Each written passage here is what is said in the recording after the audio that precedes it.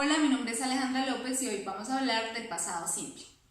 Vamos a iniciar hablando del verbo to be, que es el mismo is o are. En forma positiva, para escribir una oración se utiliza was o were. Para I se utiliza was, para you se utiliza were, para he was, para she was, para it was y para we y they were. Para escribir la oración primero colocamos el pronombre y después el verbo, que esto sería I was a good person, que significa yo soy una buena persona, pero como estamos hablando del pasado, significa yo fui una buena persona. O podríamos decir we were happy, nosotros estábamos felices. Ahora vamos a hablar de la forma interrogativa, cómo se escribiría una oración. Para hablar de forma interrogativa también colocamos primero el pronombre, después el verbo to be y seguidamente de la negación, que sería el no. Entonces para esto sería I was not a good person, que significa yo no soy una buena persona. Pero si queremos hacerlo de una forma abreviada, podemos hacer she was a pretty woman, que significa ella era una mujer bonita. Pero como estamos hablando de forma negativa, significa ella no era una mujer bonita.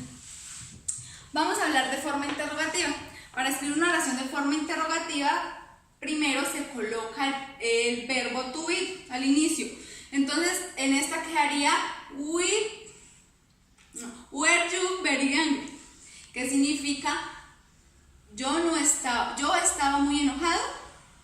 O tal vez was it a bad movie? ¿Esta era una buena película? La anterior explicación la estábamos hablando del verbo to be, pero ahora vamos a hablar de los demás verbos. Y estos demás verbos se dividen en verbos irregulares y verbos regulares. Vamos a empezar hablando de los verbos irregulares. Como podemos ver, para hablar de forma positiva de los verbos irregulares, vamos a dar un ejemplo. Por lo menos, él muerde la manzana verde. Pero si queremos decir él mordió la manzana verde, debemos cambiar el verbo a forma pasada. Pero para cambiar la forma pasada tendremos que mirar en la lista de verbos irregulares que deberíamos memorizarla. Y para esto vamos a colocar el verbo de forma pasada, que sería did.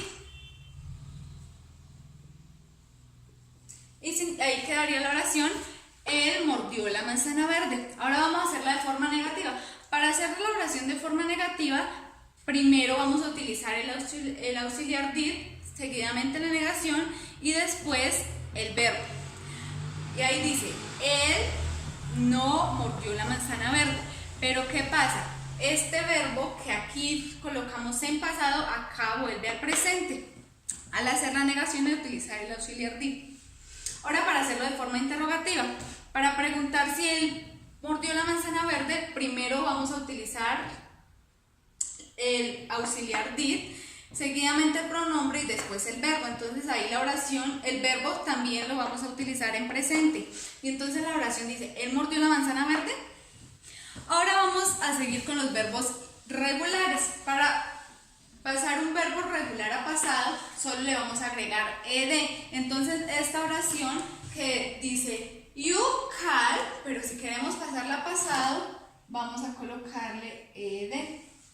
You call your friends very late, que significa tú llamaste muy tarde a tu novia.